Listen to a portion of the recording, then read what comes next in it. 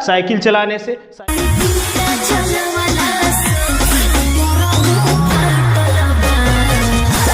व्यायाम करने से, दौड़ने से, जंपिंग करने से। गुड मॉर्निंग स्टूडेंट,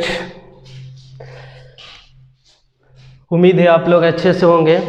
आज हम लोग मादा के बाह्य जननांग, मादा के बाह्य जननांगों के बारे में देखेंगे। अभी तक हम लोग देखे थे पिछला क्लास में मादा के इंटरनल जननांग के बारे में, यानी कि आंतरिक अंगों के बारे में। आज के क्लास में हम लोग देखेंगे, वो देखेंगे मादा के बाह्य जनन अंगों के बारे में। चैप्टर मज़ेदार होने वाला है, तो थोड़ा ध्यान से देखिएगा, कंट्रैक्शन कीजिएगा, बोर्ड पे समझ में आएगा अच्छा तरह से। तो देखिए हम लोग यहाँ पर स्टार्ट करते हैं फीमेल एक्सटर्नल जेनिटलिया, यानी कि मादा के बाह्य जनन अंगों के बारे में, ठीक है ना। मादा के बाह्य जनन अंगों के बारे में देखते हैं हम लोग यहाँ पर कि मादा के बाह्य जनन अंग कौन कौन से होता है। तो सबसे पहले देखिए यहाँ पर जो अंग होता है मादा के बाह्य जनन अंग, वो है mons pubis, labia majora, labia minora, vaginal opening, hymen और क्लिटोरिस। हाइमेन बाह्य जननांग में नहीं आता है, एक झिल्ली है, इसके बारे में भी हम लोग चर्चा करेंगे। पहले हम यहाँ पे फिगर से समझते हैं।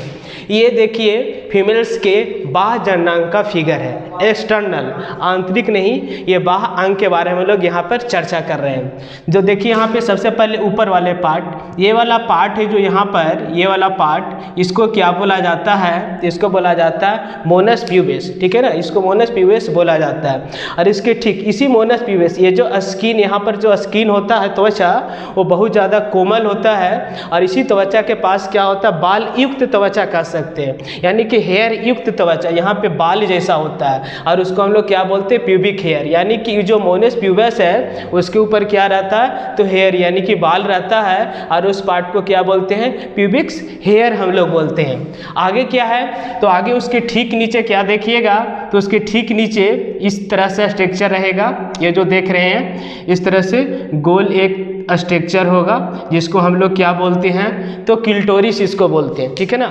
और ये जो क्लिटोरिस जो हम बता रहे हैं, ये बहुत ज़्यादा सेंसिटिव पार्ट होता है, यानी कह सकते हैं कि उत्तेजित, ठीक है ना। जिस तरह से पुरुषों का उत्तेजित अंग क्या होता है, तो सीसन होता है, ठीक उसी तरह से मादा में कह सकते हैं कि सीसन का कार्य ये कर रहा है। ये सीसन होता नहीं है, लेकिन मादा में सीसन के रूप में ये कार्य करते हैं, यानी कि मादा को उत्तेजित करने वाला अंग, इसको हम लोग बोल सकते हैं क्लिटोरिस को। तो बहुत ज़्यादा सेंसिटिव, थोड़ा सा में क्या होता है ना, ये बहुत ज़्यादा उत्तेजित हो जाता है। कोई महिला है वो तुरंत उत्तेजित करना, तो उसको क्लिटोरिस क्या है ना, उसको सेंसिटिव यानी कि टच करने से क्या होता है, वो बहुत ज़्यादा उत्तेजित अवस्था में चली जाती है। तो क्लिटोरिस, क्लिटोरिस के ठीक चारों बगल, ये क्लिटोरिस की इस तरफ, ये जो देख रहे हैं दोनों तरफ स्ट्रक्चर होठ के नुमा, ठीक है ना, होठ के जैसा स्ट्रक्चर होता है। दो प्रकार के होठ होता है मादा के जनन अंगों में, एक बड़ा और एक छोटा, ठीक है ना। लैबिया मिनोरा छोटा और लैबिया मेजोरा बड़ा। तो सबसे पहले लैबिया मिनोरा होता है, ये जो देख रहे हैं पार्ट, ये जो पार्ट यहाँ से ग्रीन वाला पार्ट, इसको क्या बोला जाता है, तो लैबिया मिनोरा बोला जाता है। और इसके बाद एक और होठ के जैसा पार्ट होता है, ठीक है ना, ये जो देख रहे हैं लिप के जैसा एक पार्ट होता है, और इसको क्या बोला जाता है, तो लैबिया मेजोरा बोला जाता है। यानी छोटा वाला पार्ट, होठ जैसा पार्ट होता है, उसको लैबिया मिनोरा बोला जाता है, और बड़ा वाला पार्ट को क्या बोला जाता है, तो लैबिया मेजोरा बोला जाता है। ये क्लिटोरिस के ठीक नीचे क्या होता है, यूरेथ्रल ओपनिंग, ठीक है ना। यूरेथ्रल ओपनिंग के मतलब क्या हुआ, मूत्र निष्कासन छिद्र हम लोग इसको बोल सकते हैं। पुरुषों में क्या होता है, स्पर्म यानी कि शुक्राणु निकलने का भी एक ही नली होता है, और मूत्र निकलने का भी क्या होता है, एक ही नली होता है। लेकिन मादा में ऐसा नहीं होता है। मादा में क्या होता है, यूरेथ्रल ओपनिंग, यानी कि मूत्र निष्कासन का एक अलग पार्ट होता है, जिसको हम लोग यूरेथ्रल ओपनिंग बोलते हैं। और क्या होता है, बच्चा, यानी जो बच्चा होता है डिलीवरी के समय जो बाहर आता है, उसको आने का एक अलग पार्ट होता है, जिसको हम लोग बोलते हैं वेजाइनल ओपनिंग बोलते हैं। जबकि पुरुषों में क्या होता है, शुक्राणु और मूत्र दोनों का नली क्या होता है, एक ही होता है। तो ये वाला जो पार्ट हो गया, इसको हम लोग बोलते हैं यूरेथ्रल ओपनिंग।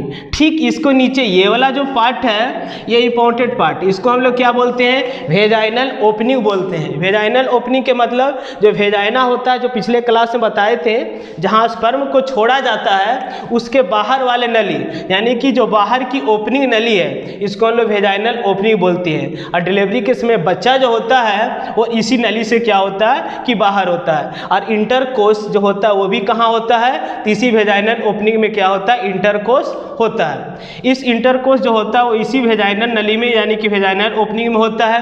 ठीक इसी के पास इस वेजाइना के अंदर क्या होता है, एक हाइमन झिल्ली होता है, ठीक है ना, एक हाइमन झिल्ली होता है। और ये हाइमन झिल्ली जो होता है आधा, ये जो पूरा नहीं आधा इस तरह से क्या होता है, एक झिल्ली होता है। ये जो देख रहे हैं ना, इस तरह से झिल्ली होता है। और ये झिल्ली क्या होता है, ये झिल्ली क्या होता है, फर्स्ट इंटरकोर्स, यानी कि कह सकते हैं कि कोई भी मादा होता है जब पहला बार इंटरकोर्स करता है तो क्या होता है, वो झिल्ली टूट जाता है, ठीक है ना, ये झिल्ली है जो कि टूट जाता है। लेकिन कोई ज़रूरी नहीं है कि फर्स्ट इंटरकोर्स में ही झिल्ली टूट जाएगा, हो सकता है कि सेकेंड इंटरकोर्स में झिल्ली टूटे, थर्ड इंटरकोर्स में झिल्ली टूटे, कोई ज़रूरी नहीं है कि फर्स्ट इंटरकोर्स में झिल्ली टूट जाएगा। लेकिन 2-3 इंटरकोर्स के बाद क्या होता है, वो झिल्ली टूट जाता है। लेकिन किसी किसी में ऐसा भी होता है कि फर्स्ट इंटरकोर्स से पहले भी उसका झिल्ली क्या होता है, टूट जाता है। और वो क्या होता है, साइकिल चलाने से,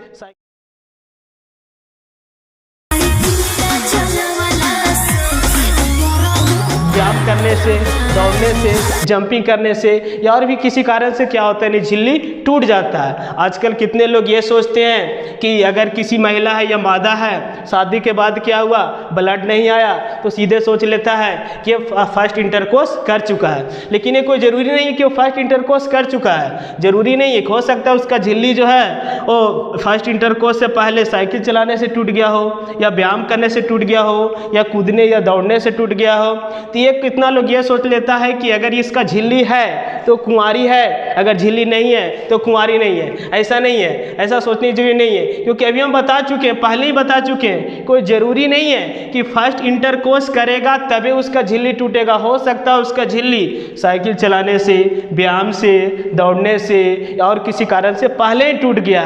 तो इससे कोई मतलब नहीं है कि झिल्ली से पहचान हो जाता है कि वो जो मादा है वो कुंवारी है, वर्जिन है या नॉन वर्जिन है, इसका कोई कारण ऐसा नहीं होता। तो यहाँ पर हम लोग हाइमेन झिल्ली के बारे में देखें। हाइमेन झिल्ली के नीचे ठीक क्या होता है, तो इसको हम लोग एनस बोलते हैं, जिसको हिंदी में लोग गुदा भी बोलते हैं। ये आपका एनस हो गया।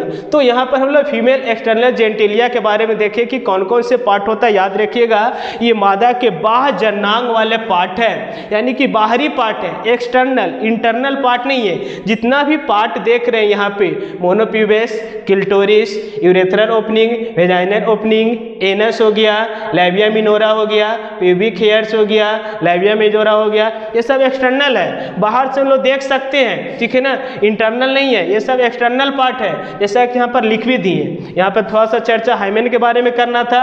हाइमेन बता दिए कि हाइमेन क्या होता है। हाइमेन एक झिल्ली होता है, और वो झिल्ली क्या होता है कि या तो फर्स्ट इंटरकोर्स में या फिर उससे पहले भी क्या होता है ना, वो झिल्ली टूट जाता है, किसी कारण से वो झिल्ली जो कि टूट जाता है। अगर नहीं भी टूटा तो क्या होता है ना कि फर्स्ट इंटरकोर्स में टूट जाता है। कोई ज़रूरी नहीं है कि फर्स्ट इंटरकोर्स में टूट ही जाए, हो सकता है कि सेकेंड इंटरकोर्स में टूटे, तो कोई ज़रूरी नहीं है कि टूट ही जाएगा। तो ये था यहाँ पर हाइमेन झिल्ली के बारे में।